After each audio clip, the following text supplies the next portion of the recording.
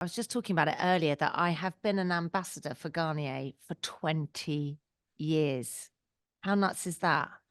I basically, after the birth of my second child, quite soon after that, I started working for Garnier. And today she asked me some questions on the screen and she's 20. So it's quite mad. And then today we're celebrating, everybody calls it micellar. So I'm going to start calling it micellar water. Micellar is 10 today. And Garnier were the first to mass market with this product. And I think it is actually something that is almost in every single person I know's cupboard. I mean, they sell 5 bottles of micellar a second. That's nuts. Oh, yeah, I It's mean, it's like in my cupboard, so yeah, everybody's got it, right? Because I remember when it came out as it being revolutionary. I just thought, this is mad. It's so easy to take off eye makeup. You remember you used to kind of be, well, first off, you'd be using those terrible wipes that already had stuff on that, were terrible for the environment. Life's changed so much really in 10 years. We're all using reusable pads. Micellar water's so much more gentle. Everything's cruelty free, Leaping Bunny approved. The plastic's all recycled. They're looking to go completely recycled. Oh, and the caps are now recycled. amazing. Yeah. Great So news. I think Garnier is just non-stop kind of progressing. Even in the last 3 years, there have been 100 different kind of formulas of micellar water. Like they keep tweaking, fine tuning. So it's a product that just keeps on giving, really. Amazing. So I really wanted to talk to you today about several different things in your career and kind of consistently linking them in a bit with the beauty theme that we've got going on. And Mm. so I wanted to start today by asking you about Red Nose Day last weekend. Obviously, a really emotional show, also Mm. one of those long nights of broadcasting, which you are so used to with your Big Brother history. But sort of, how do you deal with being on screen for so long? And then specifically in relation to last Friday, what was it like being part of such an emotional show? Mm. I mean, I've worked with Comic Relief for so long now, I think since 1998, something like that. And um, it's always an honor to be part of a show like that. I particularly enjoyed being in that lineup of people who I really admire and enjoy working with. Obviously, Joel and I work together on The Masked Singer. I adore him. Maya, really good friend of mine. Lenny I've known for absolutely years. It was just such a Paddy, hilarious. I mean, he made me laugh so much.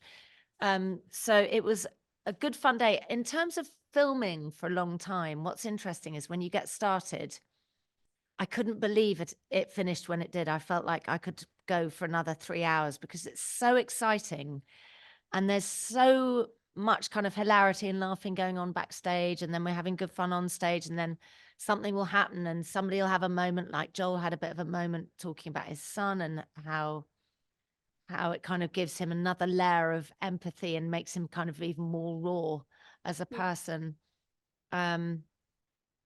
Sharing those moments together brings you really close, but it makes time go so fast because you're just enjoying it so much. So it was a really amazing night. And what's quite funny is I actually did come back south straight afterwards because I wanted to be at home. And I got into the car and I'm talking,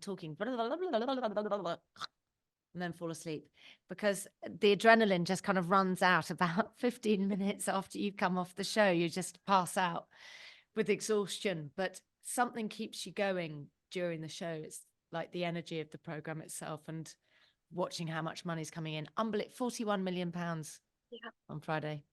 it's amazing. It's Yeah. just such a great achievement and going to so Mm. many great causes. So I'm so happy for everyone that was So in. good. And then I want to move on to Celebrity Big Brother as well, because it's obviously on TV at the moment. Are you watching it at the moment? Do you know what with Big Brother is that you have to invest? You've got to watch it every You, night. yeah, that's true. And Yeah. I just don't have the time because I work like Friday night I was working. Then, the next night I've got to like book cinema tickets with the kids, or I can't do it anymore. When I was working on it, I would, have an appointment to view, but also it was my work. So I would go to people's houses for dinner. And at 10 o'clock, I'd set an alarm and I'd make everybody get up from the dinner table and come and watch Big Brother with me. And I'd have to give them a quick kind of précis beforehand. If you haven't seen it before, this happens, this happens. Oh, and I then the know whole dinner party would have to watch again the next night and the next night. They'd be, thanks very much, now we're addicted. That's exactly what I do with my work. Like I'm always sort of fitting it in around whatever else I'm doing. And then I wanted to ask, because recently there was some drama relating to AJ and Will's sort of interview with Ekin-Su. I don't know if you've seen it in the I press. didn't. But it was just related to the fact that she complained, straight having come out of the house, that she felt like she hadn't come across well in the edit, despite the fact that obviously Oh, I've got lots to say about that. So in the edit, when I was doing it, so I can't say for how they do it now, but when I was doing it, if you think about it, in the Big Brother house, what you have to appreciate about people that go in there is that Big Brother asked people to go in there. So in a way, we have a duty of care to look after the people when they come out, no matter how they behaved, we put them in there. So we have to kind of make sure that they are taken care of. At the same time, if they have done something and the general public's feeling has been something, as a presenter, you owe it to the general public to ask the questions that are being asked by the general public about their behavior. One of the reasons why I have never gone into Celebrity Big Brother since I have stopped presenting it is because I don't want people to see all of me. There are bits of me that I probably wouldn't like if I saw it on television, or I might react in a way that I didn't appreciate. And what's frustrating is you'd look at it and you think, oh, the editing, but it's unedited. We film 24/7. It's like, but it's the bits that of yourself that you don't like so much that you see that you think, oh. So I understand that we all have to appreciate that for Ekin-Su, it's a very hard thing to do. You go in somewhere, it's high pressured, you're put through all these tests and things. You might not get on with people. I mean, I haven't seen it, so I don't know what the story was, but you might not get on with people that you're put into the house with. They might not get you. They might not be your people. You know, it's really hard. So I think that there's got to be a bit of give and take on both sides. She needs to be asked those difficult questions because that's what the public want answers to, but she also needs to get looked after as well. We need to be a bit softer on her. Completely Like, agree. And it's very much like that in the press as well. Like you have to ask the questions, but also you need to be aware of the effect that you can have, especially with sort of the buzz headlines that we're all working on and things. And people will pick up on the buzz headlines, but I hope she's all right. Yeah, same. And then when it comes to looking to the future, I know that you're really proud, and you really should be, of the success of My Mum, Your Dad Series 1. What can you tease about Series 2? Have you filmed it? Have you met people? We haven't filmed it. We have cast quite a lot of it. I think we are still looking for men. So if there are any people that want to put their dads forward for the show, there's a link in my bio on my Instagram. Go and apply for your dad. It's called My Mum, Your Dad. So it does need to be a kid that's applying, because lots of people say, what about, single people? But it's for mums and dads because their kids are involved. But yeah, I am really looking forward to the next series. We're not going to change it too much, but we're just going to spice it up a little bit. I might be on hand a little bit more. But yes, going to get lots of experts and things to come on the show, which will be great. Kind of learning new things, teaching them new things. It's like at our age, it's like trying to teach an old dog new tricks. You're trying to kind of change. It didn't work for you before. How can you change for you to get the best chance at winning at love again? Yeah, it's such a lovely show. I went to the launch which you were at. It was one of the first events I covered for Virgin Radio, so it's really memorable to me. It was such a great one to be at.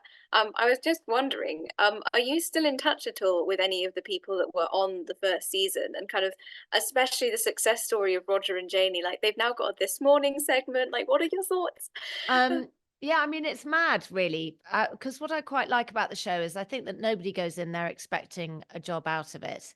And it's definitely not a given that you're gonna get a career. But Roger and Janie were just so cute that I think, it shone out and it was nice.